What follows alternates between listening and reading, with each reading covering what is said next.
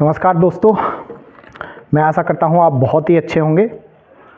तो प्यारे दोस्तों, मैं आपके साथ डिस्कस कर रहा था भारतीय संविधान और राज्य व्यवस्था, भारतीय राज्य व्यवस्था और संविधान, इंडियन पॉलिटी एंड कॉन्स्टिट्यूशन।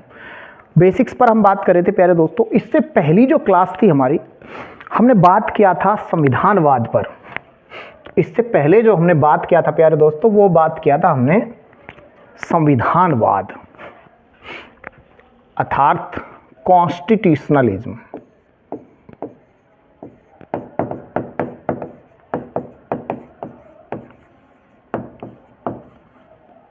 संविधानवाद क्या है, इस पर बात किया था हमने।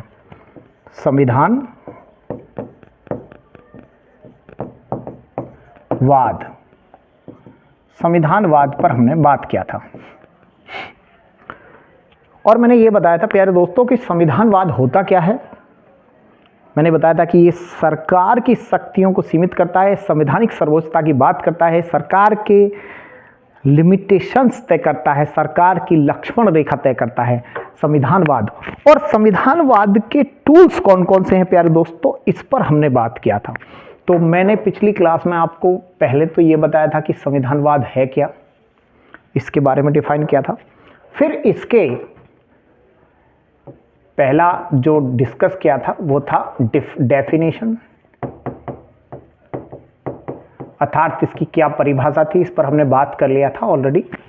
दूसरा इसके टूल्स, डिफरेंट टूल्स, तो इसके विभिन्न उपकरणों की बात कर रहे थे हम। और इस टूल्स में प्यारे दोस्तों मैंने आपको टोटल 10 टूल्स संविधानवाद के बारे में बताए थे आपको मैंने, कि इसके जो है टोटल 10 टूल्स के बारे में हम डिस्कस करेंगे। और वो जो 10 टूल्स होंगे उनको 1 बाय 1 डिटेल में समझने का प्रयास करेंगे। इन 10 टूल्स में से जो पहला था प्यारे दोस्तों, उसको मैंने बताया था कि शक्ति पृथक्करण का सिद्धांत। तो सबसे पहला क्या है, शक्ति पृथक्करण का सिद्धांत। शक्ति पृथक्करण का सिद्धांत, that means the theory of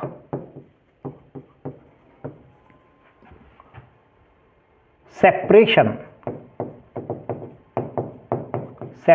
of powers.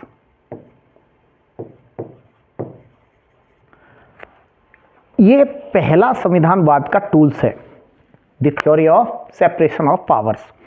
आज हम इस पर ही बात करने वाले हैं। और ये कहाँ से आया, किसने दिया, फिर ये क्या कहता है सेपरेशन ऑफ पावर, किस सिद्धांत पर ये काम करता है, ये सारी बातें करेंगे। फिर क्या शक्ति पृथक्करण का सिद्धांत भारत में पूरी तरह से लागू होता है या नहीं होता है, अगर होता है तो क्या उसके अपवाद हैं, ठीक है, इस पर हम बात करने वाले। तो सबसे पहले जो आज हम बात करने वाले हैं प्यारे दोस्तों, वो है पहला जो टूल्स है वो है theory of separation of power.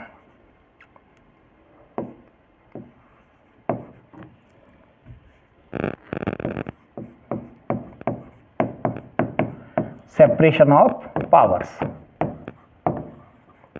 शक्ति पृथक्करण का सिद्धांत। तो प्यारे दोस्तों, अगर शक्ति पृथक्करण के सिद्धांत की बात करें तो शक्ति पृथक्करण का सिद्धांत सबसे पहले मॉन्टेस्क्यू द्वारा दिया गया था, जो कि एक फ्रांस के पॉलिटिशियन, या आप बोल सकते हैं कि फ्रांस के रहने वाले एक स्कॉलर थे। तो ये कौन थे, इसको किसने दिया है, introduce by Montesquieu.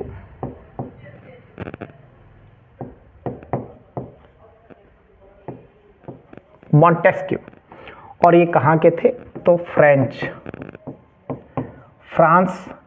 Scholar.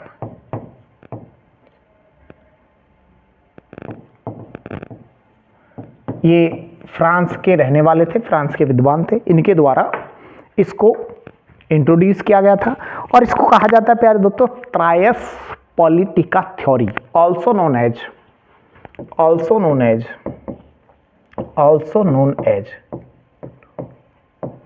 ट्रायस politica, trias पॉलिटिका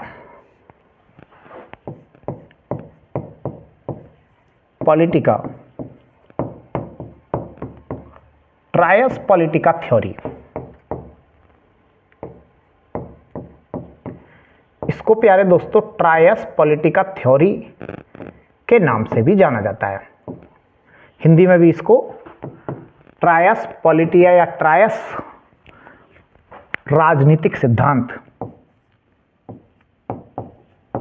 राजनीतिक सिद्धांत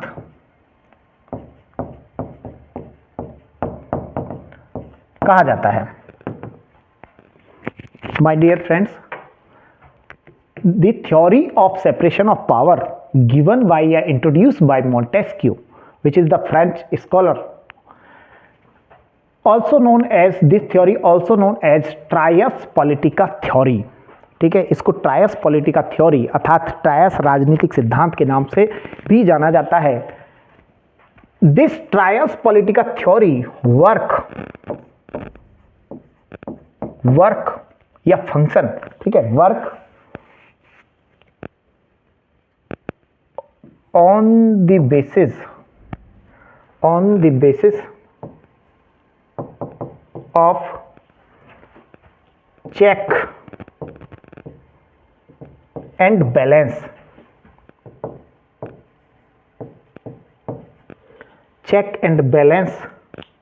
मेथड या थ्योरी। मैं ये कह रहा हूं प्यारे दोस्तों, ये जो ट्रायस पॉलिटिका थ्योरी है ये शक्ति संतुलन या फिर कह सकते हैं चेक एंड बैलेंस, मतलब नियंत्रण और संतुलन के सिद्धांत पर काम करता है, चेक एंड बैलेंस। ठीक है, तो ये किस पर करता है? नियंत्रण एवं संतुलन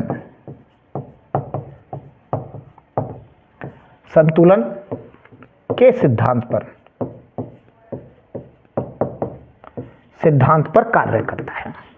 अर्थात ट्रायस पॉलिटिका थ्योरी या सेपरेशन ऑफ पावर प्यारे दोस्तों वर्क करता है चेक एंड बैलेंस थ्योरी पर, चेक एंड बैलेंस मेथड पर। ट्रायस मतलब होता है तीन, ठीक है, ट्रायस मतलब सरकार के तीन अंग।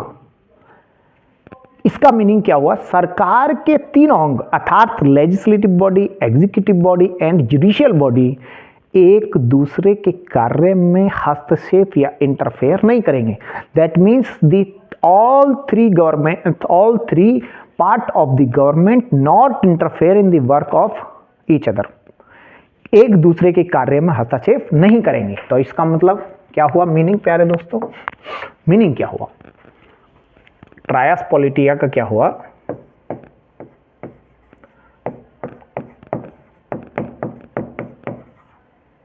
ट्रायस पॉलिटिका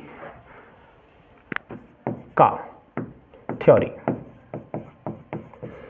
इसका मीनिंग हुआ प्यारे दोस्तों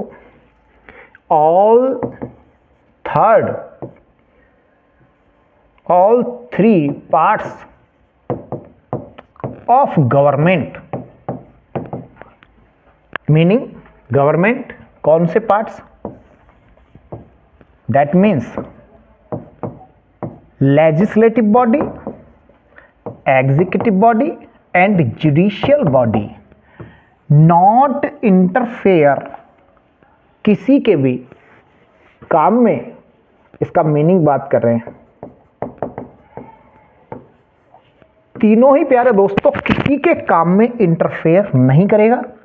legislative not interfere in the work of executive body and executive body not interfere in the work of legislative body. इसी प्रकार प्यारे दोस्तों, इसी प्रकार आपका एग्जीक्यूटिव बॉडी जुडिशियल बॉडी के कार्यों में हस्तक्षेप नहीं करेगा और जुडिशियल बॉडी एग्जीक्यूटिव बॉडी के कार्यों में हस्तक्षेप नहीं करेगा। क्लियर है? और इसी प्रकार प्यारे दोस्तों आप कह सकते हैं कि legislative body not interfere in the work of judiciary and judiciary also not interfere in the work of legislative body. तो इसको बोलते हैं प्यारे दोस्तों ट्रायस पॉलिटिया थ्योरी, अर्थात अकॉर्डिंग टू ट्रायस पॉलिटिया theory all parts of the government work independently. ठीक है, नो इंटरफेरेंस एक्सेप्टेड। ठीक है, इसका मतलब मैं ये कह रहा हूं प्यारे दोस्तों कि शक्ति पृथक्करण का सिद्धांत या फिर ट्रायस पॉलिटिया थ्योरी ये कहती है कि सरकार के तीनों अंग एक दूसरे के कार्यों में हस्तक्षेप नहीं करेंगे। और ये संविधानवाद का टूल्स है। संविधानवाद क्या चाहता है? मैंने बताया कि भारत में ना ही तो प्रधानमंत्री सबसे ऊपर है, ना ही राष्ट्रपति सबसे ऊपर है, ना ही संसद सर्वोच्च है। अगर कोई सर्वोच्च है तो क्या है? तो वो है संविधान। और संविधानवाद अर्थात कॉन्स्टिट्यूशनलिज्म क्या बात करता है? संवैधानिक सर्वोच्चता की बात करता है। तो प्यारे दोस्तों जो आपका सेपरेशन ऑफ थ्योरी, आपका जो सेपरेशन ऑफ थ्योरी है या थ्योरी ऑफ सेपरेशन है, ठीक है, ये आपका शक्ति पृथक्करण का जो सिद्धांत है वो संविधानवाद का एक टूल्स है। और वो भी यही चाहता है कि सरकार का कोई भी अंग ज्यादा पावरफुल ना हो, चेक एंड बैलेंस। ठीक है, क्या होना चाहिए? सबके पास शक्तियां हो, एक किसी एक के पास शक्ति ना हो। ठीक है, यही संविधानवाद चाहता है। तो इसका मीनिंग हमने बताया कि क्या इसका मीनिंग है ट्रायस पॉलिटिया थ्योरी। लेकिन प्यारे दोस्तों क्या ये ट्रायस पॉलिटिया थ्योरी जो है क्या ये भारत में या फिर शक्ति पृथक्करण का जो सिद्धांत है क्या ये भारत में पूरी तरह से लागू होता है? प्यारे दोस्तों ये भारत में पूरी तरह लागू नहीं होता। ट्रायस पॉलिटिया थ्योरी या फिर जो है सेपरेशन ऑफ पावर का जो थ्योरी है, इट नॉट implemented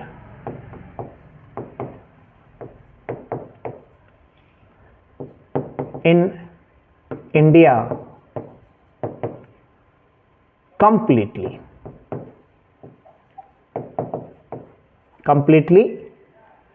या इसको जो है भारत में पूरी तरह लागू नहीं किया गया है, या फिर बोल सकते हैं इसको भारत में कठोरता से लागू नहीं किया गया। लागू नहीं, शक्ति पृथक्करण का सिद्धांत भारत में कठोरता से लागू नहीं होता है। इसका मतलब ये हुआ, क्यों नहीं होता है भाई? क्योंकि प्यारे दोस्तों भारत में इन तीनों अंगों के बीच कोऑर्डिनेशन देखने को मिलता है। Because in India we can see the coordination between the all component of the government. क्योंकि हम भारत में सरकार के तीनों अंगों के बीच समन्वय देख सकते हैं। ठीक है, क्यों नहीं होता भाई? ये लागू नहीं होता क्योंकि क्योंकि भारत में सरकार के तीनों अंगों के बीच समन्वय देखा जा सकता है। समन्वय देखा जा सकता है क्योंकि सरकार के तीनों अंगों के बीच समन्वय देखा जा सकता है। ठीक है, दैट मीन्स मैं कह रहा हूं बिकॉज इन इंडिया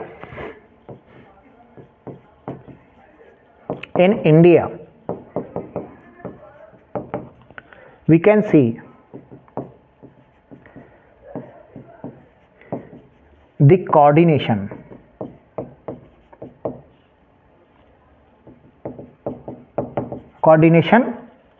between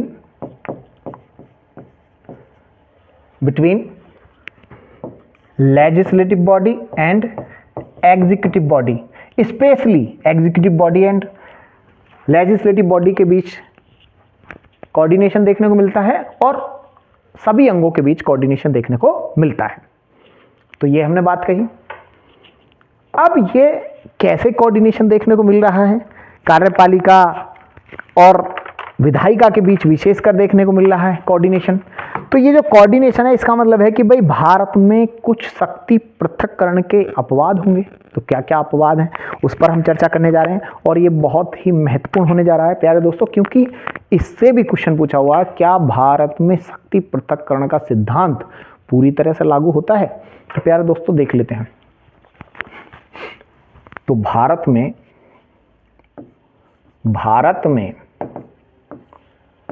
शक्ति पृथक्करण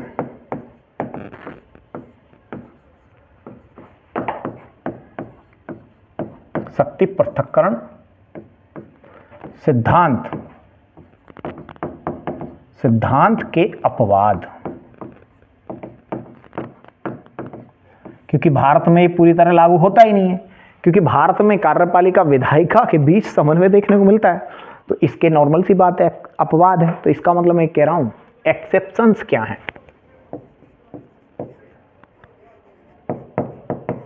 exceptions of theory of the separation of powers in India, या फिर आप इसको बोल सकते हो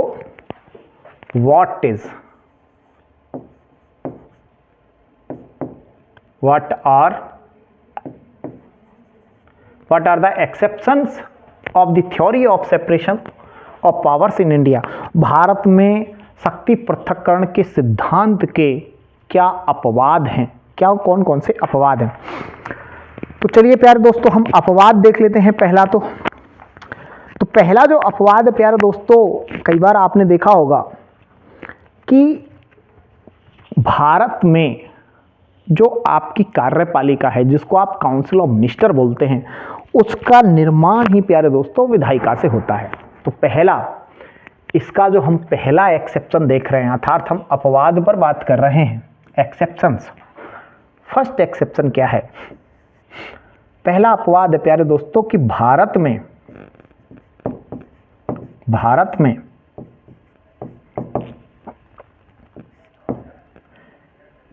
एग्जीक्यूटिव बॉडी अर्थात कार्यपालिका का निर्माण लेजिस्लेटिव बॉडी से होता है।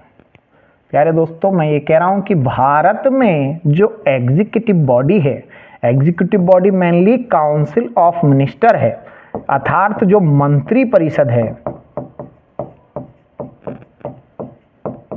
मंत्री परिषद का निर्माण प्यारे दोस्तों वो कहां से हो रहा है? मंत्री परिषद का जो निर्माण है वो कहां से हो रहा है? वो आपकी लेजिस्लेटिव बॉडी से हो रहा है। कैसे? आपका लोकसभा का चुनाव होता है, ठीक है, आम चुनाव जिसको आप बोलते हैं, उसके बाद में लोकसभा से प्यारे दोस्तों मंत्री परिषद का चुनाव, प्रधानमंत्री क्या बनाता है? मंत्री परिषद का चुनाव करता है, अपने मंत्रियों को चुनता है कि इस व्यक्ति को गृह मंत्री बनाना है, इस व्यक्ति को रक्षा मंत्री बनाना है, डिफेंस मिनिस्टर बनाना है, ठीक है। तो इस प्रकार काउंसिल ऑफ मिनिस्टर का गठन होता है और प्रधानमंत्री जिस व्यक्ति को बोलता है वो राष्ट्रपति उसको अपॉइंट कर देते हैं एज ए मिनिस्टर, ठीक है। तो काउंसिल ऑफ मिनिस्टर रियली में कहां से बना? तो प्यारे दोस्तों ये तो आपके संसद से बना ना, लेजिस्लेटिव बॉडी मतलब संसद, और संसद से ही तो बना है आपका। संसद से क्या गया? आपका क्या बना है? आपका एग्जीक्यूटिव बॉडी मतलब काउंसिल ऑफ मिनिस्टर बना है। तो आप देखेंगे इसका मतलब क्या है कि यहां पर सेपरेशन ऑफ पावर तो ये कहता है ना कि पूरी तरह ना तो एग्जीक्यूटिव बॉडी लेजिस्लेटिव बॉडी के कार्यों में हस्तक्षेप करेगा, ना ही एग्जीक्यूटिव बॉडी लेजिस्लेटिव बॉडी के कार्यों में हस्तक्षेप करेगा। लेकिन यहां तो प्यारे दोस्तों निर्माण ही कहां से हो रहा है? तो यहां से हो रहा है। इसका मतलब क्या है? तो यहां पर ये जो देखने को मिल रहा है प्यारे दोस्तों, ये क्या है? Coordination. Coordination between legislative body and executive body. Bharat में लेजिस्लेटिव बॉडी और एग्जीक्यूटिव बॉडी के बीच क्या देखने को मिल रहा है आपको? समन्वय देखने को मिल रहा है। तो पहला अपवाद तो यही हो गया, तो मुझे नहीं लगता आपको कोई डाउट हो इसमें। तो मैं ये कह रहा हूं प्यारे दोस्तों, शक्ति पृथक्करण के सिद्धांत का जो पहला अपवाद है वो है कि भारत में एग्जीक्यूटिव बॉडी यानी अर्थात काउंसिल ऑफ मिनिस्टर का निर्माण लेजिस्लेटिव बॉडी से होता है, संसद से होता है। That means in India council of minister made, ठीक है, फ्रॉम लेजिस्लेटिव बॉडी, ठीक है। तो it shows the coordination between legislative body and executive body. That means it is the exception of separation of power, ठीक है। तो पहला हो गया। इसके बाद दोस्तों दूसरा देखते हैं हम, शक्ति पृथक्करण का सिद्धांत का अपवाद, दूसरा अपवाद। पहला हो गया, दूसरा अपवाद क्या है? दूसरा अपवाद है प्यारे दोस्तों, राष्ट्रपति की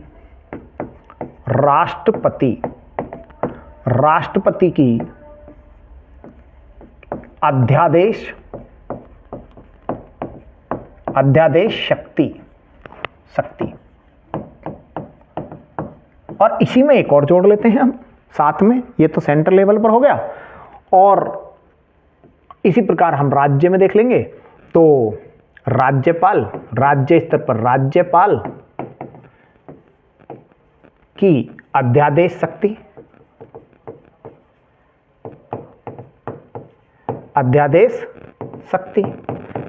अध्यादेश जारी करने की शक्ति। तो प्यारे दोस्तों आप ध्यान से सुनेंगे कि भारत का राष्ट्रपति भी अध्यादेश जारी यानी कि आर्टिकल 1, 2, 3 का यूज करके क्या कर सकता है? ऑर्डिनेंस जारी कर सकता है, ठीक है।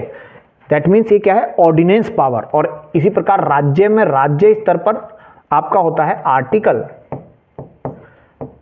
213, ठीक है प्यारे दोस्तों। तो ये क्या है? इन दोनों में क्या दिया हुआ है? आर्टिकल 123 में दिया हुआ है राष्ट्रपति की अध्यादेश जारी करने की पावर, शक्ति। That means ordinance power of the president, and इसमें क्या है? Ordinance power of the governor of state. तो इसमें क्या दिया हुआ है? इसमें दिया हुआ है आपका ऑर्डिनेंस पावर ऑफ प्रेसिडेंट, ठीक है। इसी प्रकार अगर इस आर्टिकल की बात कर लें तो इसमें क्या दिया हुआ है? Ordinance power of governor of state, राज्य के राज्यपाल की अध्यादेश जारी करने की शक्ति 213 में दे रखी है। अब प्यारे दोस्तों ध्यान से समझिएगा आप मेरी बात को। आर्टिकल 123 एक को ही हम देख लेते हैं, का यूज करके भारत का राष्ट्रपति एक अध्यादेश जारी कर सकता है, और ये अध्यादेश अधिकतम 6 माह तक बिल्कुल ये सेम कानून की तरह होता है, ठीक है। ये क्या होगा? एक कानून ही होगा 6 महीने तक, ठीक है, कानून की तरह लागू होता है। और 6 माह के बाद इसको जो है आपके संसद में पारित कराना जरूरी होता है, दोनों सदनों से मंजूरी दिलाना जरूरी है, अदरवाइज ये क्या हो जाता है? कोलैप्स हो जाता है, ठीक है। लेकिन है तो ये कानूनी ना, लेकिन प्यारे दोस्तों आप फिर से याद करिए, सेपरेशन ऑफ पावर क्या कहता है कि भाई एग्जीक्यूटिव बॉडी जो है, एग्जीक्यूटिव बॉडी का जो पार्ट है, ठीक है, वो आपके लेजिस्लेटिव बॉडी का काम नहीं कर सकता। लेजिस्लेटिव बॉडी के कार्यों में अर्थात कार्यपालिका का जो पार्ट है वो विधायिका के कार्यों में हस्तक्षेप नहीं कर सकता। तो विधायिका, अब देखते हैं प्यारे दोस्तों, अब बात करते हैं कि मैं ये कह रहा हूं प्यारे दोस्तों, राष्ट्रपति जो है, प्रेसिडेंट ऑफ इंडिया, राष्ट्रपति, ये तो प्यारे दोस्तों आपका एग्जीक्यूटिव बॉडी का पार्ट है, और वो भी कौन सा? फॉर्मल एग्जीक्यूटिव बॉडी का पार्ट है। और प्यारे दोस्तों रियली में आपका कानून बनाना किसका काम है? फॉर्मेशन ऑफ द लॉ या लेजिस्लेशन, ये काम किसका है? ये काम तो प्यारे दोस्तों भारत में लेजिस्लेटिव बॉडी का है ना, अर्थात हमारे संसद का है ना। हम केंद्र स्तर पर बात कर लें, सेंट्रल लेवल पर, और राज्य स्तर पर हमारा कौन करता है? अर्थात यहां पर पार्लियामेंट हो जाएगा।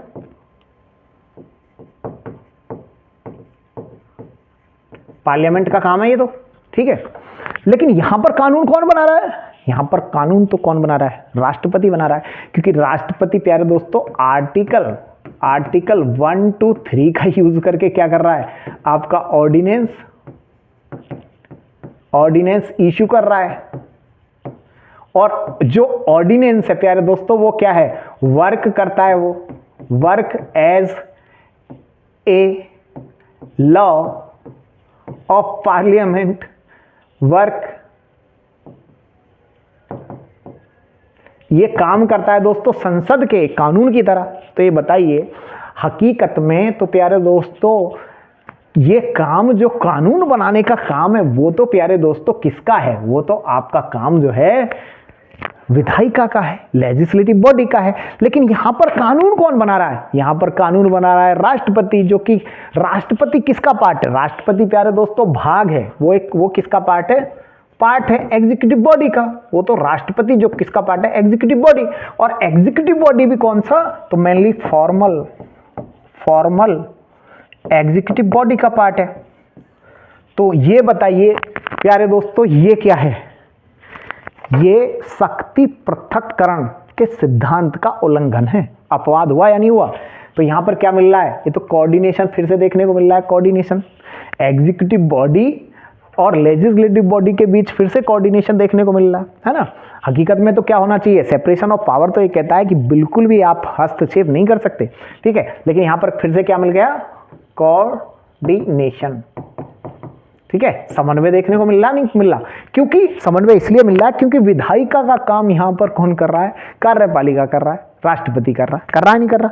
तो प्यारे दोस्तों एक ये हो गया। उसके बाद हम अगला देखेंगे।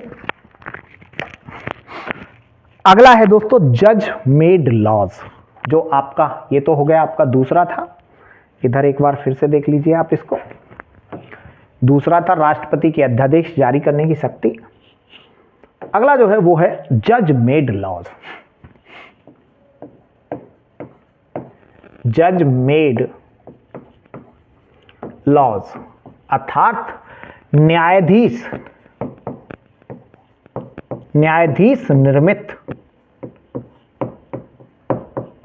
निर्मित कानून, जज मेड लॉज बोल सकते हैं इनको, या न्यायपालिका निर्मित कानून,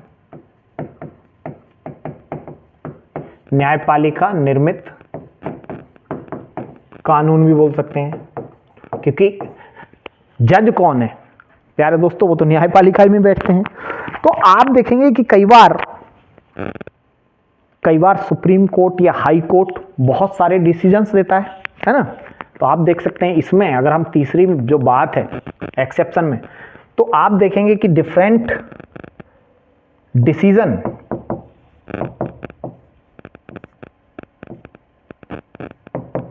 डिसीजंस ऑफ सुप्रीम कोर्ट और हाई कोर्ट देता है नहीं। हाई कोर्ट या सुप्रीम कोर्ट बहुत सारे डिसीजंस देते हैं। और ये जो डिसीजंस होते हैं, ये जो निर्णय होते हैं प्यारे दोस्तों, निर्णय ये जो निर्णय है सुप्रीम कोर्ट या और हाई कोर्ट के, ये कैसे करते हैं? ये कार्य करते हैं प्यारे दोस्तों कानून की तरह कार्य करते हैं, नहीं करते? जैसे एक आध ऑर्डर का एग्जाम्पल ले सकते हैं, उदाहरण ले लेते हैं प्यारे दोस्तों। आपने सुना होगा विशाखा गाइडलाइंस। विशाखा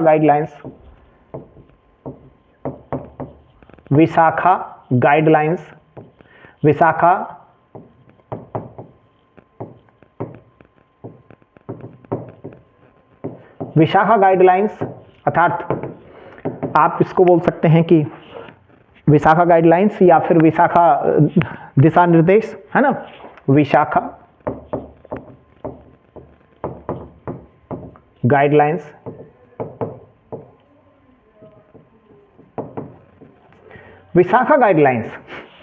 अब सुप्रीम कोर्ट ने दिया प्यारे दोस्तों विशाखा गाइडलाइंस, और उसमें बोल दिया कि भाई आप देख सकते हैं क्या है, ये क्या है? कार्यस्थल पर यौन शोषण को रोकने से संबंधित है, ठीक है। अब निर्णय दे दिया गया तो प्यारे दोस्तों इसको पालन करना पड़ेगा। किसकी तरह? कानून की तरह। ये किससे जुड़ा हुआ था? तो ये वर्क प्लेस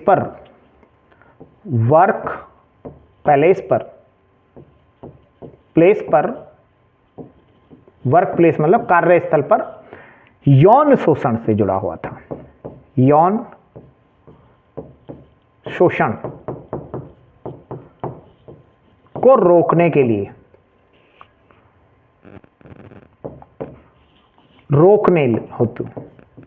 रोकने हेतु जारी किया गया था। दैट मीन्स विशाखा गाइडलाइंस, ठीक है, किसने जारी किया था? सुप्रीम कोर्ट ने जारी किया था। किससे रिलेटेड था? तो ये आपका सेक्सुअल वर्क प्लेस पर सेक्सुअल हरासमेंट को स्टॉप करने के लिए था। ठीक है, विशाखा गाइडलाइंस किससे रिलेटेड है? ये है आपका to stop the sexual harassment of women in workplace. ठीक है, तो वर्क प्लेस पर जो है सेक्सुअल हरासमेंट से रोकने के लिए विशाखा गाइडलाइंस सुप्रीम कोर्ट ने जारी किया।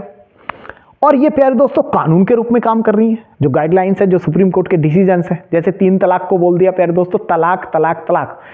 ठीक है, तो 3 तलाक क्या है? आपका गैर कानूनी है, इसको असंवैधानिक ठहरा दिया, एक निर्णय दे दिया सुप्रीम कोर्ट ने। और इसका मतलब क्या हुआ दोस्तों? यहां पर जो कोर्ट है, यहां पर देखो हो क्या रहा है, इस वाले मैटर में क्या हो रहा है कि यहां पर जुडिशियल बॉडी प्यारे दोस्तों क्या कर रही है? जो जुडिशियल बॉडी है, जो जजेस हैं, ठीक है, वो क्या कर रहे हैं? वो काम कर रहे हैं किसका? विधायिका के रूप में काम कर रहे हैं। ठीक है, वो किसका काम कर रहे हैं? लेजिस्लेटिव बॉडी का काम कर रहे हैं। जबकि हकीकत में यहां पर जो जज हैं, भाई आपका जो जज है उसका काम तो रियली में आपको न्याय देना है। जुडिशियल बॉडी का काम क्या है? न्याय प्रोवाइड कराना। लेकिन यहां पर जो जुडिशियल बॉडी है वो क्या कर रही है? कानून निर्माण कर रही है, कानून निर्माण कर रही है। ठीक है, और हकीकत में कानून निर्माण जो काम है वो तो आप देख सकते हैं, वो तो आपका लेजिस्लेटिव बॉडी अर्थात विधायिका का काम है। तो विधायिका का काम, इसका मतलब क्या हुआ कि जुडिशियल बॉडी लेजिस्लेटिव बॉडी के क्या कर रही है? जो कार्यों में हस्तक्षेप कर रही है, इंटरफेयर कर रही है। तो ये फिर से क्या हो गया? इसका मतलब क्या है? ये शक्ति पृथक्करण के सिद्धांत का क्या है? वायलेशन है। तो एक ये वायलेशन हो गया प्यारे दोस्तों। इसके बाद हम देखेंगे अगला, चौथा डेलीगेटेड। चौथा जो है प्यारे दोस्तों वो है डेलीगेटेड लॉज। Delegated laws. अब ये डेलीगेटेड लॉज क्या हैं? तो प्यारे दोस्तों इसको बोलते हैं प्रत्यायोजित विधान। हिंदी में क्या बोलते हैं इसको? प्रत्यायोजित विधान। विधान की व्यवस्था अर्थात provision of the delegated laws. Delegated laws का भी व्यवस्था है। अब ये डेलीगेटेड लॉज क्या है प्यारे दोस्तों? प्रत्येक विभाग जैसे होता है आपका, रियली में तो काम कौन करता है? लेजिस्लेटिव बॉडी का काम है। लेकिन कई बार क्या होता है कि कुछ डिपार्टमेंट जो होते हैं वो भी लॉ बनाते हैं। जैसे मान लीजिए इसमें क्या हो रहा है कि प्रत्येक विभाग जो होता है, ठीक है, वो खुद के कानून बनाता है, मतलब कुछ कानून बनाता है अपनी, जिसमें वो एक्सपर्ट होता है। ठीक है, प्रत्येक विभाग क्या कर रहा है? कुछ कानून बनाता है, कुछ दिशा निर्देश जारी करता है, कुछ कानूनों का निर्माण करता है जिसमें वो एक्सपर्ट है। जैसे एग्जांपल के लिए ले रहे हैं income tax. Income tax department, ठीक है। अब इनकम टैक्स डिपार्टमेंट प्यारे दोस्तों इनकम टैक्स से रिलेटेड, आयकर से संबंधित इनकम टैक्स से रिलेटेड कुछ क्या बनाता है? अपने कुछ रूल्स बनाता है एंड रेगुलेशंस। मॉनेटरी पॉलिसी बनाता है मान लीजिए, है ना, या कोई भी मतलब आपका हो सकता है जो कि जिसमें वो विशिष्ट हो। मैं ये कहना चाह रहा हूं अर्थात कोई विभाग कानून बनाने का काम कर रहा है। हकीकत में कानून बनाने का काम तो लेजिस्लेटिव बॉडी है, लेकिन वो डेलीगेट कर दिया गया है। डेलीगेट मतलब दे दिया गया, यानी कि विधायिका के बिहाफ पर कोई और कानून बना रहा है। जैसे आयकर विभाग से संबंधित यानी कि आयकर से संबंधित आयकर विभाग कानून बनाता है। इसी प्रकार उदाहरण देखेंगे तो साइबर मुद्दों से संबंधित जो साइबर एक्सपर्ट होते हैं, साइबर एक्सपर्ट।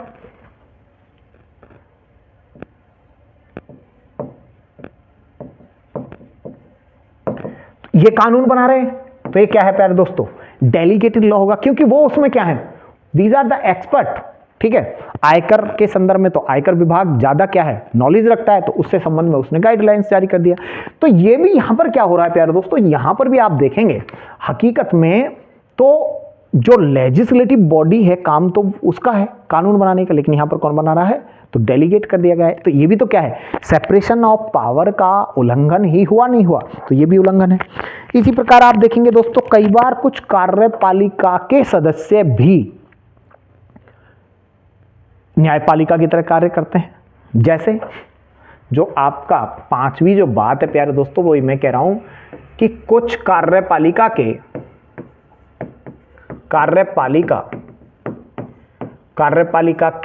सदस्य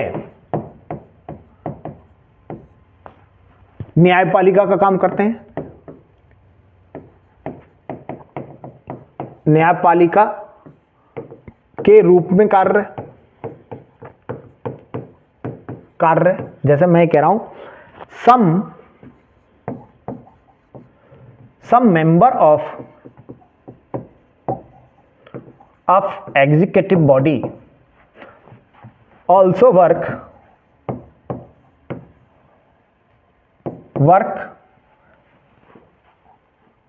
of judiciary,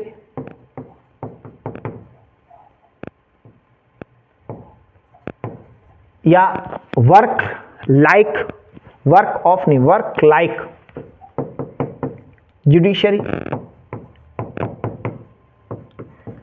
जुडिशरी की तरह कार्य कर रहे हैं। जैसे एग्जाम्पल आपने सुना होगा डीएम, उदाहरण के लिए हम एग्जाम्पल देख रहे हैं, आप उदाहरण देख लीजिए, डीएम, डिस्ट्रिक्ट मजिस्ट्रेट, एसडीएम देख लीजिए, एसडीएम सब डिस्ट्रिक्ट मजिस्ट्रेट। प्यारे दोस्तों आपने देखा होगा कि कई बार डीएम का कोर्ट लगता है जिसको बोलते हैं, ठीक है, यहां पर इसका खुद का अलग कोर्ट लगता है जिसमें वो सुनवाई करता है।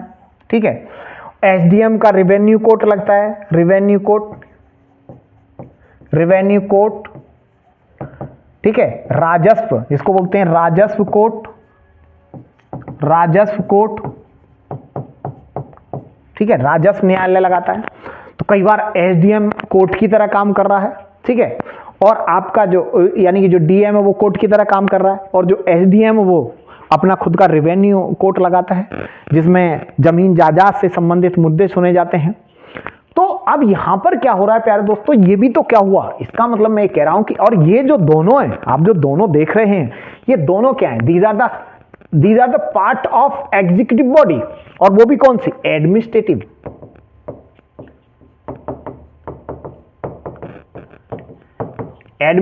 एग्जीक्यूटिव बॉडी के पार्ट नहीं है ये दोनों तो भैया जो प्रशासनिक कार्यपालिका है उसके पार्ट है, ये एग्जीक्यूटिव बॉडी के पार्ट है। और पार्ट भी कौन सी, प्रशासनिक कार्यपालिका, जिनका काम क्या है प्रशासन को चलाना, लेकिन यहां पर क्या कर रहे हैं, न्यायपालिका के रूप में काम कर रहे हैं। यानी कि यहां पर आप देख सकते हैं एग्जीक्यूटिव बॉडी कैसे काम कर रहा है, लाइक, ठीक है, legislative judiciary, like judicial body का काम कर रहा है। तो ये क्या हो रहा है, फिर से देख लीजिए, ये इसके कार्यों में हस्तक्षेप कर रहा है। ठीक है, तो समन्वय देखने को मिल रहा है। सेपरेशन ऑफ पावर का तो वायलेशन हो रहा नहीं हो रहा है यहाँ पे, तो सेपरेशन ऑफ पावर का वायलेशन है फिर से। तो ये क्या हुआ, पांचवा आपका जो है एग्जाम्पल हुआ। इसके बाद छठा एग्जाम्पल क्या है भाई, डीएम एसडीएम हो गया, ये आपने समझ लिया। इसके बाद देखेंगे अगला होता है रेगुलेटरी बॉडीज, सम होती है जिसको बोलते हैं विनियामक निकाय के कानून। यानी कि आपका छठा जो पॉइंट होगा वो है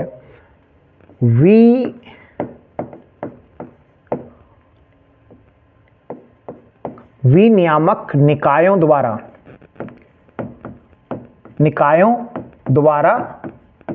निर्मित कानून अर्थात laws regulations made by regulatory bodies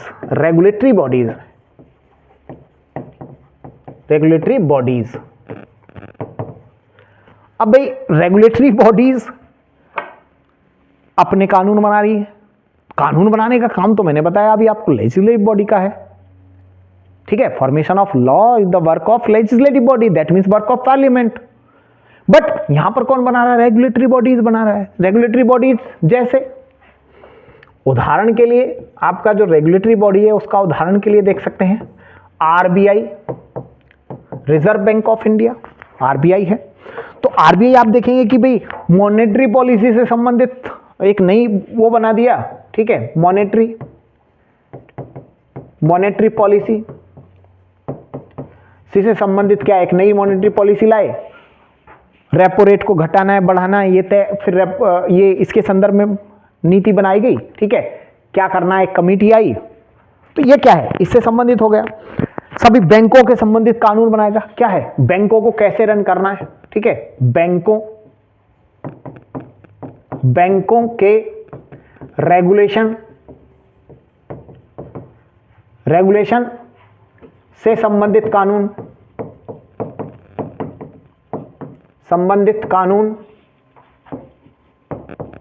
यानी कि आरबीआई जो रेगुलेट करता है आपके कॉमर्शियल बैंक को रेगुलेट करता है, उससे संबंध में कानून बनाएगा, ठीक है। इसी प्रकार आप देखेंगे प्यारे दोस्तों सेबी है, सेबी रेगुलेटरी बॉडी है जो आपके स्टॉक मार्केट जो होती है उसको क्या करता है, रेगुलेट करता है। तो सेबी जो है security exchange board of India, ठीक है। तो प्यारे दोस्तों ये भी आपको क्या है, विभिन्न प्रकार के जो शेयर मार्केट है उसके संदर्भ में कानून बनाता है। यहां पर क्या बना रहा है,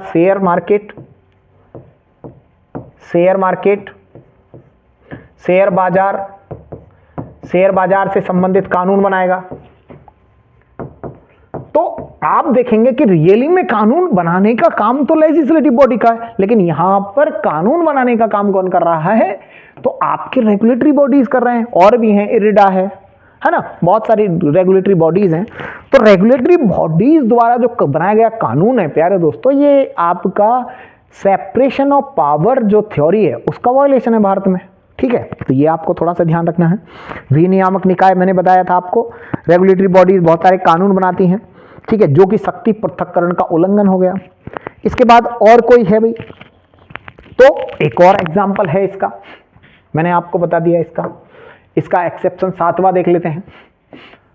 आप देखेंगे प्यारे दोस्तों कई बार अब प्रेसिडेंट ऑफ इंडिया एक पोस्ट हो गई, इसके बाद अगर ये अपने पद पर नहीं है तो इनका जो कार्य करेगा वो वाइस प्रेसिडेंट ऑफ इंडिया इनका काम करेंगे।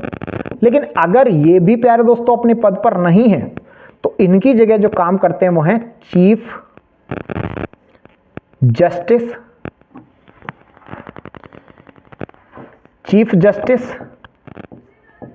ऑफ इंडिया, भारत के मुख्य न्यायाधीश। अर्थात मैं ये कह रहा हूं प्यारे दोस्तों, भारत के राष्ट्रपति की एब्सेंस में अनुपस्थिति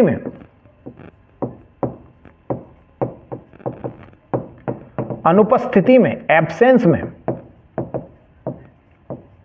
एब्सेंस में कौन काम करेगा, vice president of India president की तरह काम करेंगे, ठीक है। और इनकी एब्सेंस में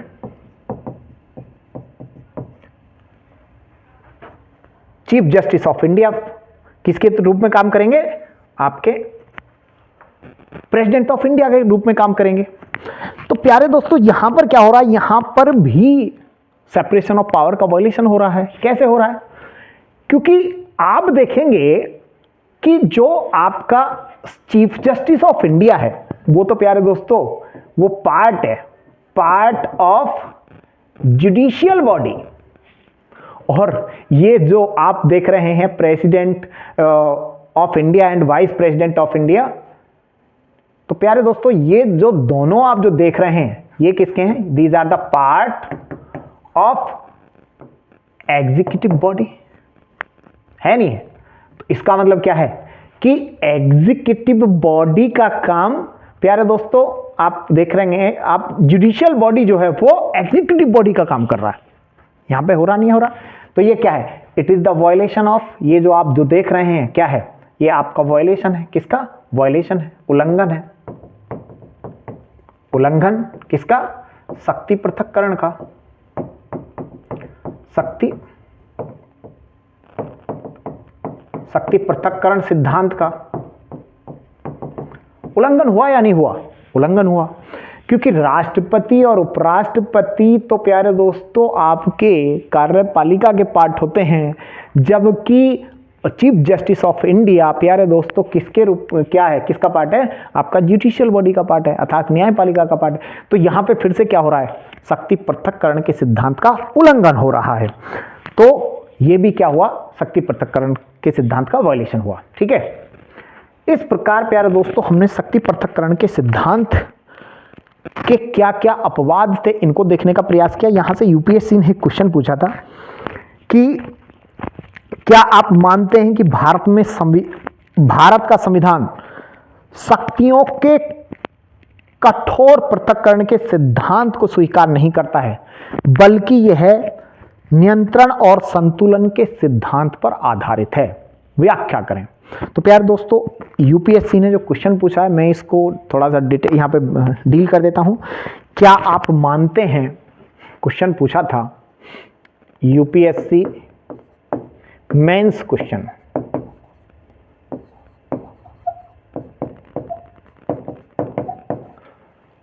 और इसको हम देख भी लेंगे, इसका आंसर देख लेंगे। क्या आप मानते हैं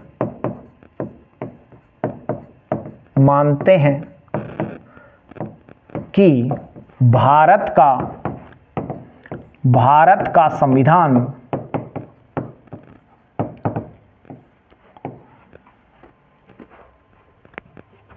का संविधान शक्ति पृथक्करण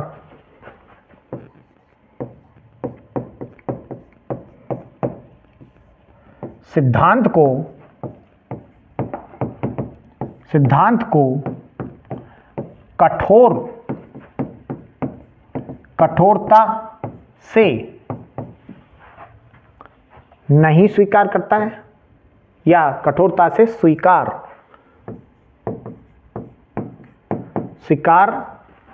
नहीं करता है,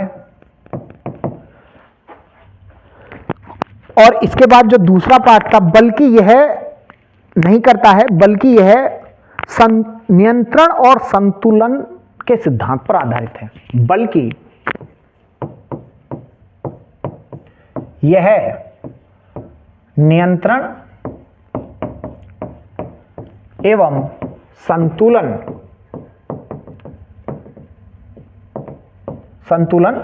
पर आधारित है।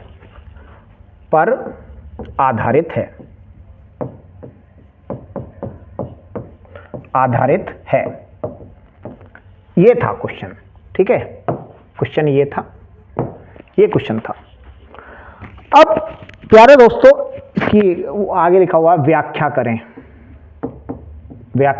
करें, इस पर अभी हम बात करेंगे। तो इसका मतलब ये क्या पूछ रहा है, what do you think that, क्या आप मानते हैं the Indian constitution not accept rigidly the theory of the separation of power while it is based on check and balance theory, यही तो है।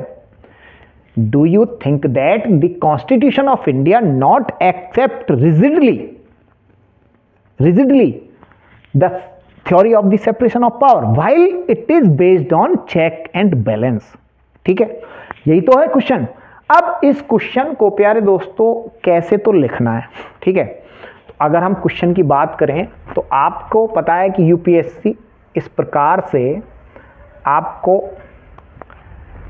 क्या करता है, पेज देता है। ये आपका पेज हो गया, नीचे भी होता है, कुछ पेज छोड़ देना है। इस साइड में जो है प्यारे दोस्तों, एक तो आपको ये जो पेज है इतना तो इधर आपको नहीं लिखना है, और इसी प्रकार इतना आपको इसमें भी नहीं लिखना है, ठीक है, ये आपको खाली छोड़ देना होता है। यहाँ आपका क्वेश्चन होता है, ठीक है, मान लीजिए ये आपका क्वेश्चन लिखा हुआ है, ठीक है, और यहाँ से आपका जो है ये आंसर हो गया। तो प्यारे दोस्तों आंसर में सबसे पहले आपका हो गया इंट्रो। इंट्रो 2 से 3 लाइन का आपको इंट्रो देना है, ठीक है, उतना ही एनफ है, 2 से 3 लाइन में इंट्रो देना है। और अगर इस क्वेश्चन के इंट्रो की बात करें तो प्यारे दोस्तों आपको ये बताना है कि शक्ति पृथक्करण का सिद्धांत जो था वो किसने दिया था, इसका क्या अर्थ है, इसका क्या मीनिंग है। और मेन बॉडी फिर आ जाता है आपका, ये तो इंट्रो हो गया, इसके बाद आ गया मेन बॉडी। मेन बॉडी जो पूछा है आपको केवल उसी पर बात करना है। तो मेन बॉडी में प्यारे दोस्तों इसके जो आपको बताना है पहले पार्ट में, पार्ट 1 में आपको यह बताना है कि शक्ति पृथक्करण का सिद्धांत जो है वो भारत में किस प्रकार लागू नहीं होता, तो थोड़ा बहुत इसके बारे में बताना है, ठीक है। और मेन बॉडी पार्ट भी बना सकते हो, आपका क्या है, आपका एम बी पार्ट 2 बना दीजिए। यहां पर क्या हो जाएगा, मेन बॉडी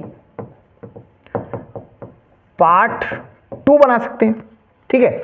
और पार्ट 2 में जो है आप बोल सकते हैं कि भाई यहां पे इसके अपवाद क्या हैं, और लास्ट में दे देंगे यहां पर प्यारे दोस्तों कंक्लूजन। आपका कंक्लूजन दे देना है 2 लाइन में, ठीक है। ये हुआ, ये आपका मेथड हुआ। सबसे पहले इंट्रोडक्शन आप डील करेंगे कि किसने दिया, क्या अर्थ है, मीनिंग वगैरह क्या है। मेन बॉडी पार्ट में बताना है इसको कि भारत में किस प्रकार लागू नहीं होता। तो फिर दूसरे पार्ट में बताना है कि भाई लागू नहीं होता तो इसके क्या क्या एक्सेप्शन, अर्थात इसमें क्या लिखना, अपवाद, अपवादों को डील करना है। और बाद में लिख देना निष्कर्ष, कंक्लूजन। या दूसरा तरीका ये हो सकता है कि भाई आप इंट्रोडक्शन में एक तो ये बता दें कि ये क्या है, कहां से आया, और ये भारत में, ये बात उसी में बता दें कि भारत में कठोरता से लागू नहीं होता है, ठीक है। उसके बाद इसके बता दें दूसरे पार्ट में मेन बॉडी जो है उसमें आप बता दें कि भाई इसमें शक्ति पृथक्करण के सिद्धांत भारत में इसलिए ये पूरी तरह लागू नहीं होता है क्योंकि इसके विभिन्न अपवाद देखने को मिलते हैं। और अपवाद जो है उनको आप पॉइंट फॉर्म में लिख दो, ठीक है। जो आपके एक्सेप्शंस है उनको क्या है, पॉइंट फॉर्म में लिख सकते हो कि ये क्या है, अपवाद है। उसके बाद निष्कर्ष, और आपका बन गया। अगर इस प्रकार से क्वेश्चन आप लिखते हैं तो प्यारे दोस्तों काफी अच्छे मार्किंग होती है, ठीक है। तो मुझे लगता है कि आप शक्ति पृथक्करण का जो सिद्धांत था और उसके क्या अपवाद थे इसको आप बहुत अच्छे से समझ चुके हैं। एक बार मैं आपको 2 मिनट में जरूर बता देता हूं, रिवाइज करा देता हूं। तो चलिए प्यारे दोस्तों, संविधानवाद कल हमने, ये मैं बता रहा था, डेफिनेशन देखा था, फिर इसके टूल्स, और पहले टूल्स पर हम बात कर रहे थे जो था आपका शक्ति पृथक्करण का सिद्धांत, theory of separation of power, introduce Montesquieu ने किया था। इसको ट्रायस पॉलिटिया थ्योरी भी बोलते हैं। ये चेक एंड बैलेंस के सिद्धांत पर काम करता है, ठीक है। ट्रायस पॉलिटिया थ्योरी का मतलब है कि प्यारे दोस्तों सरकार के 3 अंग, सरकार के जो 3 अंग है, legislative body, executive body and judicial body, वो एक दूसरे के कार्यों में हस्तक्षेप नहीं करेगा। लेकिन ये भारत में कठोरता से लागू नहीं होता है प्यारे दोस्तों, क्योंकि भारत में लेजिस्लेटिव बॉडी, विधायिका और कार्यपालिका के बीच समन्वय देखने को मिलता है। शक्ति पृथक्करण के सिद्धांत के क्या क्या अपवाद हैं प्यारे दोस्तों, मैंने बताया कि आप देख सकते हैं। पहला अपवाद है कि भाई भारत में जो विधायी मंत्री परिषद है अर्थात कार्यपालिका का निर्माण ही विधायिका से हो रहा है, पहला अपवाद हो गया। दूसरा अपवाद है राष्ट्रपति अध्यादेश जारी कर देता है, आर्टिकल 123, और राज्यपाल 213 के अनुसार क्या करता है, ऑर्डिनेंस जारी करता है, जो कानून के रूप में काम करते हैं बिल्कुल, लेकिन कानून बनाना तो संसद का काम है। तो यहाँ पर एग्जीक्यूटिव बॉडी लेजिस्लेटिव बॉडी के रूप में काम कर रही है, ये मैं पूरा बताया था। इसके बाद जज मेड लॉ या न्यायाधीश द्वारा निर्मित कानून जो होते हैं प्यारे दोस्तों, कानून बनाने का काम संसद का है, लेकिन यहाँ पर न्यायपालिका कानून बना रही है, ठीक है। तो ये क्या है, सेपरेशन ऑफ पावर का वॉयलेशन है, इसको हमने देखा। उसके बाद चौथा डेलीगेटेड लॉज, प्यारे दोस्तों कानून बनाता है संसद, लेकिन कई बार कुछ कानून डिपार्टमेंट बना देते हैं, जैसे कि आपका आयकर विभाग, जैसे कि साइबर एक्सपर्ट जो होते हैं वो साइबर से संबंधित, साइबर मुद्दों से संबंधित कानून बना देते हैं, ठीक है। तो ये भी क्या है, आपका सेपरेशन ऑफ पावर का वॉयलेशन है। कुछ जो कार्यपालिका के सदस्य हैं वो दोस्तों न्यायपालिका के रूप में काम करते हैं। जैसे मान लो डीएम अपना कोर्ट लगाता है, एसडीएम अपना रेवेन्यू कोर्ट लगाता है। ये क्या है, यहाँ पर जो है जो एग्जीक्यूटिव बॉडी है वो किसका काम कर रही है, जुडिशियल बॉडी का काम कर रही है। ये भी अपवाद है। विनियामक आप देख सकें निकाय अर्थात रेगुलेटरी बॉडी, जैसे आरबीआई कानून बनाता है कई बार, ठीक है, बैंकों के रेगुलेशन से संबंधित बहुत सारी नियम बनाए जाते हैं, नीतियां बनाई जाती हैं, ठीक है। इसी प्रकार सेबी जो है शेयर मार्केट, स्टॉक मार्केट के रेगुलेशन से संबंधित विभिन्न कानून बनाती है। तो कानून बनाने का काम संसद का है, लेकिन यहाँ पर कानून कौन बना रहा है, आपका बना रहा है यहाँ पर रेगुलेटरी बॉडी। ये भी सेपरेशन ऑफ पावर का वायलेशन है। इसके बाद प्यार दोस्तों अगला जो है वो है राष्ट्रपति की अनुपस्थिति में उपराष्ट्रपति काम करते हैं। लेकिन अगर उपराष्ट्रपति भी अपने पद पर उस टाइम पर नहीं है तो आपके chief justice of India Bharat के राष्ट्रपति के रूप में काम करते हैं, ठीक है। तो आप देखेंगे कि यहाँ पर चीफ जस्टिस ऑफ इंडिया तो प्यार दोस्तों किसका है, जुडिशियल बॉडी का पार्ट है, जबकि वो काम किसके रूप में कर रहा है, एग्जीक्यूटिव बॉडी के रूप में काम कर रहा है। तो ये भी सेपरेशन ऑफ पावर का उल्लंघन है। इसके बाद ये क्वेश्चन आया था, मैं आपको डील कर चुका हूं। प्यारे दोस्तों अगर आपको वीडियो समझ में आया हो या फिर मेरा जो पढ़ाने का मेथड आपको समझ में आया हो, या अब अगर आप कोई प्रॉब्लम फेस कर रहे हो तो आप कमेंट के ज़रिए मुझे बता सकते हैं, ताकि मैं इसमें कुछ और सुझाव यानी कि आप अपने दे सकते हैं, कुछ और सुधार किया जा सके। और बाकी प्यारे दोस्तों अगर आपको वीडियो सही लग रहा है और क्रम में चल रहा है, आपको समझ में आ रही हैं चीज़ें, तो मैंने प्यारे दोस्तों प्लेलिस्ट बना रखी है, पूरी की पूरी इंडियन पॉलिटी एंड कॉन्स्टिट्यूशन की प्लेलिस्ट जा सकते हो, आप देख सकते हो। और जितने भी नए लोग हैं वो चैनल को सब्सक्राइब जरूर कर लें। अगर वीडियो पसंद आए तो बिल्कुल ना करें, ठीक है, लेकिन अगर पसंद आता है तो प्यारे दोस्तों आप शेयर करें, ठीक है। आपका यहाँ पर इंडियन पॉलिटी बहुत ही स्ट्रांग हो जाएगा। और ना केवल पीटी की दृष्टि से प्यारे दोस्तों, मैं मेंस की दृष्टि से भी आपको डिटेल में डिस्कस कर रहा हूँ, जो कि यूपीएससी या फिर अदर कोई भी स्टेट पीसीएस हो, वो आपका बहुत ही ईजी आपके लिए पड़ जाएगा। इस सब्जेक्ट से जो भी क्वेश्चन आएंगे, चाहे आपका पीटी हो या मेंस हो, वो सारे के सारे क्वेश्चन आप करने में सक्षम होंगे। तो प्यारे दोस्तों बहुत बहुत धन्यवाद, मिलेंगे नेक्स्ट वीडियो में।